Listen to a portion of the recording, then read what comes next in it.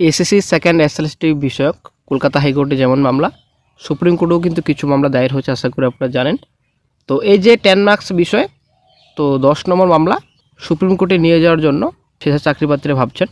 তো এই বিষয়ে একটা গুরুত্বপূর্ণ আপডেট এবং পরবর্তী শুনানি কবে নাগাদ হতে পারে, এই যে 10 মার্কস, আশা করি আপনারা জানেন কয়েকদিন যাবত কিন্তু কোনো রকম শুনানি হচ্ছে না। তো বিচারপতি পরবর্তীতে কী সিদ্ধান্ত, নিসারদের কী পদক্ষেপ পরবর্তীতে রয়েছে। তো এরপরে যে মামলা লিস্টেড হয়েছে, মোটামুটি 30+ মামলার শুনানি রয়েছে, লিস্টেড হয়েছে মামলা, ঠিক আছে, একটা গুরুত্বপূর্ণ আপডেট। তো কথার কথা এবারে সুপ্রিম কোর্টে মামলা যদি নিয়ে যায় ফ্রেশার চাকরিপ্রার্থীরা, কতটা সম্ভাবনা রয়েছে 10 মার্ক বাতিল হওয়ার।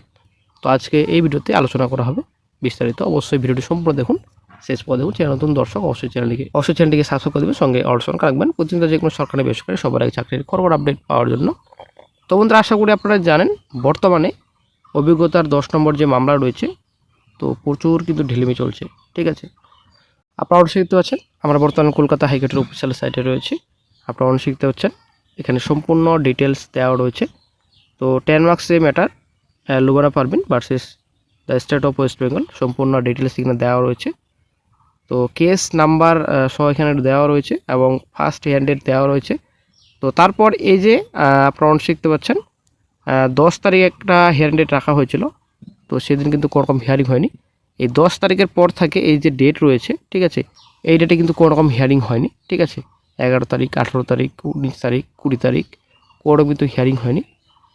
তো এজি স্যার, আশা করি আপনারা জানেন এসএসসির আইনজীবী এজি স্যার কিন্তু উনি কিন্তু অনুপস্থিত থাকছেন হাইকোর্টে, তার জন্য কিন্তু কোনো রকম শুনানি হচ্ছে না, ঠিক আছে। তো আগামী 23 তারিখ কিন্তু আবারও মামলার শুনানি রাখা হয়েছে, আপনারা অবশ্যই দেখতে পাচ্ছেন আগামী 23 তারিখ। তো এবার আমরা দেখে নিচ্ছি আগামী 23 তারিখে যে মামলাটি শুনানি হবে, তো কত নম্বর সিরিয়ালে রয়েছে। তো আপনারা অবশ্যই দেখতে পাচ্ছেন আগামী 23 তারিখের ডেইলি কোর্স লিস্ট, ঠিক আছে। তো মন্ডে কোর্ট নাম্বার 18, সম্পূর্ণ ডিটেলস এখানে দেওয়া রয়েছে, অনারেবল জাস্টিস অমৃতা সিনহা। তো আর্জেন্ট মোশনে কিছু ম্যাটার রয়েছে, এসআর ম্যাটারসে কিছু ম্যাটার রয়েছে, দেন আপগ্রেড মোশন রয়েছে। তো নেক্সটে চলে আসছি আমাদের সেকেন্ড এসএলএসটি ম্যাটারসে। তো আপনারা অবশ্যই দেখতে পাচ্ছেন 35, ঠিক আছে, 35 সিরিয়াল নাম্বারে আমাদের মামলাটি রয়েছে Lubana Parvin versus the state of West Bengal. এখানে অ্যাডভোকেট নেম রয়েছে, ঠিক আছে। তো সিসি দাসের মামলা রয়েছে, তো হয়তো এক্সপায়ার প্যানেলেরও মামলা রয়েছে, মোটামুটি 30+ মামলা কিন্তু রয়েছে, ঠিক আছে। আপনারা শিখতে সব কিন্তু এই সেকেন্ড এসএলএসটি বিষয়ক মামলা। এই ভালোই কিন্তু মামলার শুনানি রয়েছে আগামী সোমবার। তো এই যে আগামী 23 তারিখে মামলার শুনানি হবে, তো 35 সিরিয়াল নাম্বার রয়েছে। তো আশা করি আপনারা জানেন এর আগেও কিন্তু খুব কম সেল নাম্বার ছিল, তবুও কিন্তু শুনানি হয়নি, কারণ এই যে স্যারের কিছু যুক্তি এখনও বাকি রয়েছে, যুক্তি পেশ করা 10 to 12 প্যারা উনি কিন্তু আরও বলতে চান, ঠিক আছে। তো উনি কিন্তু অপেক্ষায় রয়েছেন যে এই যে স্যার এই যে কিছু যুক্তি পেশ করবেন, 10 to 12 প্যারা বাকি রয়েছে। তো উনি কিন্তু বিচারপতি কিন্তু শুনবেন, ঠিক আছে, তারপরে কিন্তু হয়তো সিদ্ধান্ত নেবেন বিচারপতি। তবে আগামী 23 তারিখে যদি মামলা কোর্টে না উঠে, আসলে কিন্তু ব্যাড লাক সকল চাকরি প্রার্থীদের জন্য, বিশেষ করে ফ্রেশার চাকরি প্রার্থীদের জন্য। কারণ ব্যাপারটা হচ্ছে এরকমভাবে আর কতদিন চলবে। তো এসএসসির আইনজীবী কেন এতটা ঢিলেমি করছেন, কেন উপস্থিত থাকছেন না। তো যদি উনি কটা দিন উপস্থিত থাকতেন তাহলে কিন্তু সে কিন্তু 10 মার্ক ম্যাটার কিন্তু শুনতেন বিচারপতি, ঠিক আছে। খুব কম সেল নাম্বার কিন্তু রাখা হচ্ছে, তবুও কিন্তু কেসের হিয়ারিং হচ্ছে না, কারণ এজি স্যারে উপস্থিত থাকছেন না হাইকোর্টে।